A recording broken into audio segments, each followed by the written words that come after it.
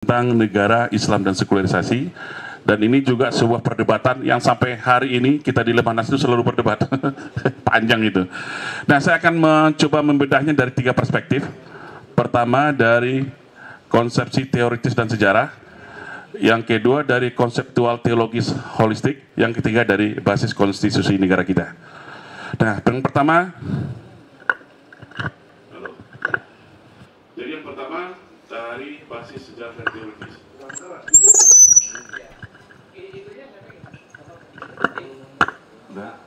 Oke. Sini kan dengar ya, dengar semuanya. Jadi dalam lepas pula ya, ketika acara Prodis pembukaan, saya sudah membahasnya tentang teori Rusko, tentang paradigma negara. Dalam teori paradigma negara itu ada 4 tahapan. Bagaimana negara itu berdiri? Yaitu namanya negara sebagai overnight state. Saya ulang lagi sedikit. Negara itu didirikan sebagai penjaga malam. Karena apa? Ilustrasinya di situ adalah negara ini adalah sebuah organisasi yang dibentuk dari kelompok masyarakat yang supaya mereka berhimpun. Ketika itu kan ancamannya banyak, Bang. Ada dari perampok, dari binatang buas, atau dari suku-suku barbar gitu. Sehingga mereka berkelompok membentuk negara. Sehingga terbentuklah nama negara. Nah, setelah mereka berhimpun dalam sebuah negara, semua masuk ke dalam welfare state. Welfare state itu negara itu setelah dia berhimpun tentu dia memikirkan bagaimana kesejahteraan bangsa rakyatnya gitu. Nah, mulai pendidikan, kesehatan, dan sumber-sumber daya ekonomi mereka garap. Ya. Nah, yang ketiga singkat saja tentang minimalist state. Nah, ini menarik. Dulu kita berpikir, saya di IPDN itu minimalist state ini apa maksudnya? Ternyata Rusko itu memprediksi, padahal ini tulisannya udah ratusan tahun yang lalu, memprediksi di akhir-akhir nanti negara itu hanya terbagi 2 kelompok, yaitu religion state sama corporate state. Corporate? Ya, corporate state dengan religion state. Nah, terakhir, siapa pemenangnya? Dia akan menjadi strong state. Ini basis teoritisnya dulu. Terus kita lihat lagi secara sejarah. Ya. Konsepsi nation state ini, negara bangsa ini, itu sebenarnya Yahudi lagi nih, seperti Bang Jonas Yahudi lagi, ketika kita tahu ya, sebelum adanya konsepsi negara bangsa ini, negara dunia ini dikuasai oleh sistem kekhalifahan, kalau dalam konsepsi Islamnya, imperium dan kekaisarannya. Ya. Nah, ada 3 kekuatan besar kekhalifahan imperium di sini. Pertama ya Roma, Mongol, Cina, dan Islam. 3 itu. Apalagi teman-teman kalau bisa baca bukunya Samuel P. Huntington itu, Class of Civilization, dia akan jelas. Ternyata sampai sekarang pertarungan ideologis yang palutan hulunya dari terbentuknya negara itu sudah ada gitu. Nah, selama ribuan tahun konsepsi imperium kerajaan ini berkuasa, ternyata mohon maaf, kelompok Yahudi ini terlalu terpinggirkan. Ribuan tahun mereka diusir, sehingga mereka itu melahirkan protokol Yahudi, mereka bangkit. Nah, melahirkan konsepsi yang namanya nation state tadi. Nah, ini menarik, Bang. Ketika 1799 VOC dibubarkan, ternyata VOC ini adalah cikal bakal yang dikonsepsi oleh kelompok-kelompok Yahudi, ya, dengan konsepsi kolonialisasi, dia ingin menguasai dunia. Tapi dia berpikir, ternyata melakukan kolonialisasi invasi dengan militer itu biayanya mahal, ya, sehingga dia melahirkan konsepsi baru yang namanya neokolonialisasi. Tapi ketika sebuah negara itu berhimpun dalam sebuah kelompok yang besar, kalau kekhalifan dia terintegrasi, ikatannya adalah berdasarkan ke agama, Roma juga agama, ini sulit nih. Sebuah kekuatan besar ini dikalahkan, maka memecahnya, maka dilahirkanlah konsepsi nation state tadi. Jadi bagaimana imperium yang besar tadi dipecah menjadi kecil negara bangsa. Nah, ini juga lah pengaruh ini yang juga masuk ke Indonesia. Artinya cikal bakal itu masuk ke negara. Cikal konsepsi pertarungan ideologi tadi itu. Nah, ini bisa kita dapatkan. Contoh, ketika tahun 19 awal, terus 1900-an awal itu lahirnya Serikat Islam. Ya. Ketika pejuang-pejuang kita sudah mulai melakukan kesadaran kolektifnya untuk bagaimana merdeka, membentuk sebuah negara, kan di situ instrumennya ada instrumen akidah Islam. Tahun 30-an. Iya. Di pihak sebelah juga menangkap, wah ini bahaya nih, kalau instrumen Islam dijadikan sebagai dasar untuk memberikan Indonesia ini akan menjadi negara Islam. Maka lahir juga penyeimbangnya namanya Budi Utomo 1908. Muncul dia di situ. Kalau Wali Songo itu abad keberapa itu, Pak? Nanti dulu. Ya, rangkaian. Ini Prof. Egi lah bahas. Nah, puncaknya, ini saya sedikit berbeda nih. Puncaknya adalah 1928 pertarungan ideologis ini. Kenapa? Sumpah Pemuda. Artinya kekalahan konsepsi agama dengan konsepsi national state tadi. Akhirnya lahirlah sebuah negara bangsa bernama Indonesia yang mempersatukannya bukan agama, tapi adalah bahasa tanah air. National state. Kita banyak nggak sadar ini pertarungannya gitu. Nah, apa yang sampai Bang Yani itu betul sekali. 1928 ini terus berlanjut pada dalam membentuk konstitusi negara kita. Jadi wajar Piagam Jakarta itu hilang karena pertarungan ini selalu ada di dalam kepala para pejuang-pejuang kita. Ini sebenarnya natural. Kita tidak dalam menyalahkan Bang ya. Ini sebenarnya sudah lazim di belahan dunia manapun pertarungan ideologi ini sudah terjadi, selalu terjadi. Nah, di dalam sebuah kalau kita sederhanakan lagi sebenarnya pertarungan ideologi ini tidak bisa dipisahkan seperti Bang Yani, agama dengan negara itu. Jadi gini, kita mengenal namanya istilahnya, kita sederhanakan bahasanya, namanya aliran konservatif dengan aliran sekularisme. Ini kita sesuai judul ya. Konservatif itu adalah sebuah aliran pemikiran yang masih menganggap adanya nilai-nilai ketuhanan yang menjadikan nilai ketuhanan dalam petik agama menjadi way of life, jalan hidupnya. Kan begitu yang konservatif. Sedangkan sekularisme, mohon maaf, sekularisme itu memisahkan agama itu dari kehidupannya. Nah, memisahkan kehidupan caranya yang berbeda. Ada dengan cara ateisme, anti Tuhan, dia justru tak ada agama. Ada dengan cara liberalisme, ya, memisahkan antara privat ibadah. Ada dengan acara komunisme malah, dan banyak lagi cara-cara yang lain. Kalau kita sederhanakan pertarungan ideologi itu dua itu aja sebenarnya, konservatif dan sekuler. Nah, kita lihat negara-negara sekarang ada yang konservatif, ada yang sekuler.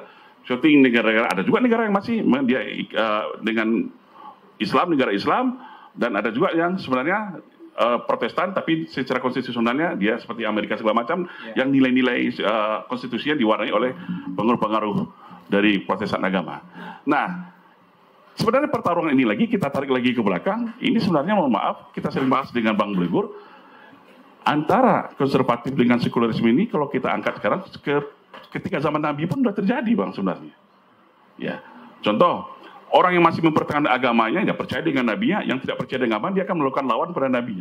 Sebenarnya ini adalah pertarungan hak yang batil. Makanya saya bilang tadi Bang Blegur, kalau kita angkat terus ke atas, ini sebenarnya antara pertarungan hak dan batil. Orang yang masih percaya dengan nilai-nilai agama itu, dengan orang-orang yang mengenyampingkan nilai-nilai agama itu. Cuman dalam era kontemporer saat ini, digunakanlah bahasa-bahasa lain yang apa namanya ilmu sastra itu, eufemisme gitu. Supaya tidak terlalu kasar hak dan batil. Nah itu secara sejarah dan teoritis. Nah selanjutnya kita bicara secara konstitusional. Tadi Bang Yani sudah menyatakan, ini Prof. Egi mungkin lebih membahas lagi, kita sering bahas Bang, tentang bagaimana negara kita. Negara kita secara konstitusional sudah jelas pasal 291 itu negara berdasarkan ketuhanan yang Maha Esa. Tuhan yang mana? Ya ada di dalam pembukaan. Atas berkat Allah yang Maha Kuasa. Kan sudah jelas. Implementasinya seperti apa? Ya pasal 29 ayat 2 ya Bang. Negara menjamin kemerdekaan tiap penduduk untuk menjalankan agama kepercayaan menurut agama kepercayaan masing-masing. Sebenarnya kan sudah jelas. Tapi implementasinya memang dalam politik bernegara kita, kembali kita itu sangat ditentukan siapa yang berkuasa. Seperti istilahnya. Makanya ketika orang bicara Pancasila, Bang Yani, Pancasila itu di mana sih posisinya? Ada nggak dalam konstitusi kita, Bang? Bang Prof. Egi pernah dengan tegas di LC bilang, ada nggak dalam konstitusi kita Pancasila itu? Nggak ada. Nggak ada kan? Tidak ada. Nah. Kata-kata Pancasila. Kata-kata tidak Pancasila. Ya memang secara tertulis. Nilai-nilai ada. Isi nilai Pancasila ada. Di sila keempat. Nah, jadi kita dasar negara kita itu apa sebenarnya? Tuhan. Ketuhanan, tauhid. Nah, itu jatah Bang Egi nanti menjelaskan lebih. Ya. Nah, jadi akan aneh, kontradiktif sekali dalam rezim saat ini ketika masalah agama diobok-obok dan dibentur-benturkan dengan Pancasila. Ini titik kunci kita pada saat ini. Saya sering di beberapa tempat saya katakan, sekarang ada 3 kata menakutkan yang selalu disebut oleh rezim saat ini. Pertama, politik identitas. Kedua, intoleransi. Yang ketiga, radikalisme. Betul nggak? Nah, 3 ini disematkan pada kelompok mana? Islam. Kelompok Islam kan? Nah, sayangnya kita juga terbawa arus kalah oleh narasi ini. Nah, mohon maaf, sebenarnya politik identitas ini adalah senjata kekuatan utama umat Islam itu yang dibalik dia seolah itu menakutkan dan menjijikkan. Contoh sebenarnya, politik identitas. Ya. Politik identitas itu semua orang pasti punya identitas. Nah, pertanyaannya politik identitas itu berlaku nggak di Pulau Bali? Berlaku nggak di Papua? berlaku nak di NTT, berlaku nak di daerah yang itu minoritas, nggak ada kan? Tapi hanya berlaku di ketika Islam mayoritas. Berarti tujuan politik identitas itu diarahkan adalah sebenarnya untuk mendegradasi dan melemahkan hegemoni dan dominasi kekuatan umat Islam itu sendiri. Karena kita negara demokrasi. Inilah perang pemikiran saya bilang tadi. Kita ditakuti politik. Ya kita orang Islam, wajar dong kita milih orang Islam. Betul nggak? Sampai KTP mau dihilangkan. Kok kita beragama ditakut-takuti? Orang yang nggak suka beragama, yang berarti dia tidak beragama. Siapa yang tidak beragama? Ya komunis. Berarti yang memainkan ini siapa? Nah ini kesadaran ini yang harus kita serukan ke masyarakat. Jangan takut. Kalau saya bilang politik, ya kita politik identitas mengapa? Ada masalah apa? Seorang Islam ya pilih orang Islam, hak saya. Ya kan? Nah kenapa dipermasalahkan ketika Islam? Ketika agama lain tidak dipermasalahkan? Ada nggak kita mempermasalahkan ketika di Pulau Bali saudara kita itu gubernurnya orang Bali dari agama Hindu? Nggak tidak permasalahkan. Tapi ketika Islam kenapa dipermasalahkan? Gitu. Nah terus yang kedua intoleransi. Justru intoleransi ini menurut saya itu tameng. Untuk memberikan batas, kan? Contohnya, ya dalam ajaran agama kita itu udah jelas makan babi itu haram. Terus karena toleransi kita makan, gitu kan? Ini benteng kita, Pak. Kita wine kamar itu adalah haram. Terus karena toleransi kita minum, gitu. Bank itu ada bunga riba itu haram. Terus kita karena toleransi kita terima. Ini kan sebenarnya benteng kita, benteng akidah kita, intoleransi. Tapi mereka belokkan terus itu, wah kita harus ikut mereka. Kalau nggak ikut kita intoleransi. Terus yang terakhir yang ketiga adalah radikalisme. Ini penting ini. Radikalisme. Saya dibilang radikalisme, ya saya orang radikal. Radikal itu katanya kan radik, akar. Malah tidak ada radikalisme, tidak akan ada resolusi jihad 10 November 1945. Kalau tidak ada radikalisme, tidak akan kita perturunan Ambarawa sedang 1 Maret PKI 1965, tak akan ada itu kalau nggak ada radikalisme ini. Nah, kenapa ini dibuat seolah-olah menakutkan dan kita pun, nah sayangnya banyak juga tokoh-tokoh kita umat Islam takut dicap dengan radikal. Ini kan aneh. Inilah yang saya sebelah itu kita udah kalah duluan dengan perang-perang narasi dan perang opini. Jadi wajar walaupun kita mayoritas agama Islam, tapi secara pemikiran kita sangat minoritas. Ya. Jadi jangan heran saya di penjara, ulama kita Habib Rizik di penjara, ustaz-ustaz kita aktif dakwah di penjara, jangan heran. Dan itu hanya terjadi di rezim ini loh. Sejak jahatnya Soeharto, dia yang dipenjarakan dia itu memang bandit-bandit kebanyakan.